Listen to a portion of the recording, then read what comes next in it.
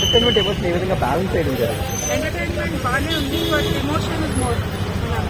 Okay. So what about Vicky Kaushal గారు? ఆయన appearance ఏ విధంగా యూజ్ చేసుకోవడం విక్కీ కౌశల్ గారు?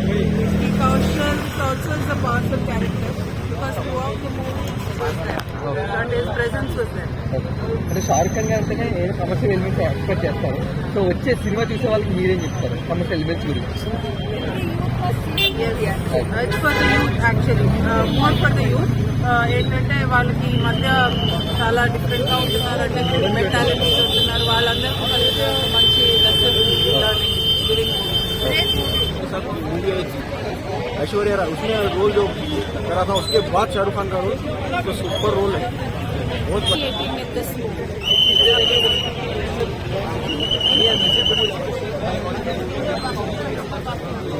Of course, it's a very beautiful message, but if I tell right now, I think it's better people go and watch it. మెచ్చుకోవాల్సింది రాజ్కుమార్ హిరానీని and Shahrukh Khan acting. నిజంగా నేను కూడా షారుఖ్ ఖాన్ ఫ్యాన్ అనమాట. షారుఖ్ ఖాన్ యాక్టింగ్ బాగుంది అండ్ షారుఖ్ ఖాన్ ని తాప్సీ పన్ను కూడా డామినేట్ చేసింది అనమాట. తాప్సీ పన్ను పంజాబీ యాక్సెంట్ కూడా నిజంగా మనకు చాలా బాగా నచ్చింది. ఓవరాల్ గా మంచి మూవీనే, కాకపోతే రాజ్ కుమార్ హిరానీ రేంజ్ ఆ 3 Idiots ఆ పీకేనా అంటే ఆ రేంజ్ కాదని నేను చెప్తాను.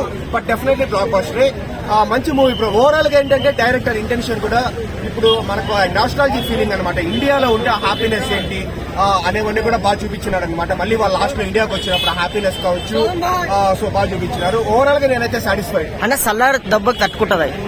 ఇప్పుడు సౌత్ లో ఆబ్వియస్లీ మీరే నన్ను అడుగుతున్నారు కానీ మీకే తెలుసు ఇప్పుడు టికెట్స్ అంతా మీరు నిన్న చూస్తా ఉన్నారు. సో ఏ లెవెల్లో బుక్ అవుతా ఉంది. నాకు నిన్న నైట్ ఏదో 1:30 2 o'clock రేపు 3:45 షో బుక్ చేస్తున్నాను. సో ఆ సౌత్ లో అయితే మనకు దగ్గర కాంపిటీషన్ ఉంది. సౌత్ లో సలార్ ఆబ్వియస్లీ, ఇంకా నార్త్ లో వాళ్ళు కొంచెం ఎక్కువ హవా ఉండదు. అంటే